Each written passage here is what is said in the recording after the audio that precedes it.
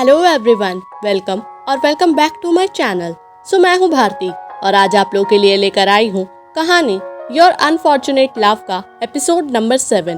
तो चलिए ज्यादा बातें ना करते हुए हम कहानी के अगले भाग की तरफ बढ़ते हैं। रायमा कमरे से निकल जाती है।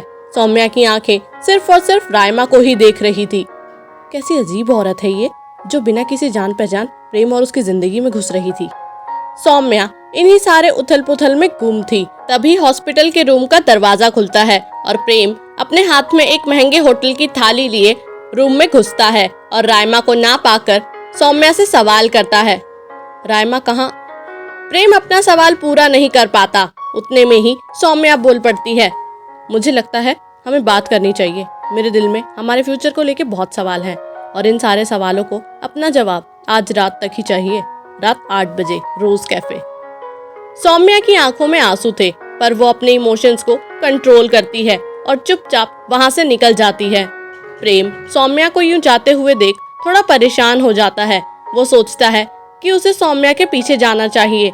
वो अपने हाथ में पकड़ी उस थाली को तुरंत बेड पर रखता है और दरवाजे की तरफ मुड़ता है, पर उतने में ही उसकी नजर एक चिट्ठी पर पड़ती है जो कंबल के नीचे किसी ने रखी थी। हाय, थैंक यू सो मच प्रेम, मेरी जान बचाने के लिए। मुझे जाना पड़ेगा, कुछ काम है मुझे, पर ये मेरा फ़ोन नंबर है। वैसे मैं तुम्हें ये नहीं कह रही हूँ कि मुझे फ़ोन करो, पर पता नहीं क्यों तुम्हें आज देखकर मुझे ऐसा लगा जैसे तुम्हें मुझसे बहुत सवाल पूछने हो। अगर ऐसा है तो तुम्हारे सारे सवालों के जवाब मैं देने के लिए तैयार हूँ, पर हाँ, एक चीज़ याद रखना, रात को 8 बजे के बाद ही फ़ोन करना, क्योंकि उससे पहले मेरा ऑफिस होता है। रायमा। प्रेम तुरंत अपना फ़ोन निकालता है और रायमा का नंबर फीड कर लेता है। ये बात बिल्कुल सच थी। उसके मन में रायमा को लेकर बहुत सारे सवाल थे। प्रेम घड़ी में वक्त देखता है। अभी फिलहाल दोपहर के 2 बज रहे थे। वो तुरंत हॉस्पिटल से बाहर निकलता है। सौम्या अपने कैबिन में अपना सिर पकड़कर बैठी थी। उसने अपनी सारी अपॉइंटमेंट्स कैंसिल कर दी थी। कमरे में पूरे तरीके से सन्नाटा था, लेकिन फिर भी अपराजिता जी का फोन इस सन्नाटे को तोड़ता है। ये एक वीडियो कॉल थी। सौम्या अपना चेहरा ठीक करती है और अपराजिता जी का फोन उठाती है। अपराजिता जी सामने से कहती हैं, सौम्या बेटा, आज रात को मैंने डिनर प्लान किया है, तू घर जल्दी आ जाना ताकि हम सब बैठकर एक साथ डिनर कर सकें। अपराजिता जी की बात सुनकर सौम्या कहती है, थैंक यू आंटी, बट आज मैं और प्रेम 8 बजे मिल रहे हैं। सॉरी आंटी, बट मैं आज नहीं आ पाऊंगी।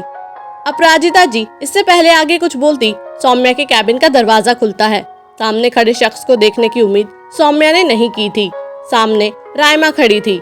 उसके चेहरे पर किसी भी तरीके के एक्सप्रेशंस नहीं थे।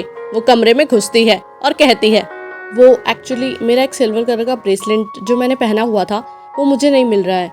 मुझे लगता है कि ओटी में ले जाते टाइम आपके स्टाफ ने वो कहीं उतार कर रख दिया है और अब वो मुझे नहीं मिल रहा है। सौम्या का रायमा से बात करने का तो क्या, उसे देखने का भी मन नहीं था, बट फिर भी एक डॉक्टर होने के नाते सौम्या लैंडलाइन से रिसेप्शन पर कॉल करती है और कहती है, मिस रायमा का कुछ सामान शायद उनके रूम में रह गया है, प्लीज जाकर एक बार चेक कर लीजिए और अगर कुछ मिलता है तो मेरे कैबिन में भिजवा दीजिए। अपराजिता जी अभी भी वीडियो कॉल पर थी। उनकी आवाज दूसरी तरफ से आती है, कौन है सौम्या?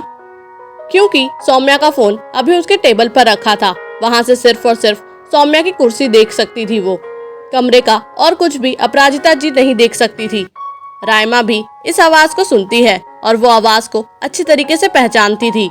ये आवाज सुन के जैसे उसका खून उसकी नसों में जमता जाता है। रायमा के हाथ पैर ठंडे पड़ने लगते हैं और ये चीज सौम्या भी नोटिस करती है। रायमा अपनी नजरें इधर उधर घुमाने लगती है। वहीं सौम्या अपराजिता जी को बताती है कि ये वही लड़की है जिसने प्रेम की जान बचाई थी। अच्छा, मिल गई लड़की? जरा एक बार दिखाओ तो मुझे, कौन है ये जिसने मेरे बेटे की जान बचाई? सौम्या बिना ज्यादा कुछ सोचे समझे फोन उठाती है और फ्रंट कैमरा रायमा की तरफ कर देती है। रायमा की घबराहट अब और बढ़ जाती है। वो तुरंत सौम्या को पीछे धक्का देती है, जिस वजह से सौम्या का फोन नीचे गिर जाता है और सौम्या का सर सीधा टेबल के कोने से टकराता है। रायमा तुरंत उस जगह को छोड़ देती है। रायमा ने क्यों सौम्या को इस तरीके से धक्का दिया? क्यों वो अपराजिता जी का नाम सुनकर इस तरह डर गई? क्या रात 8 बजे प्रेम सौम्या से मिलने जाएगा या फिर वो रायमा को चुनेगा? क्या होगा इस कहानी में आगे, जानने के लिए सुनते रहिए कहानी your unfortunate love. Thank you.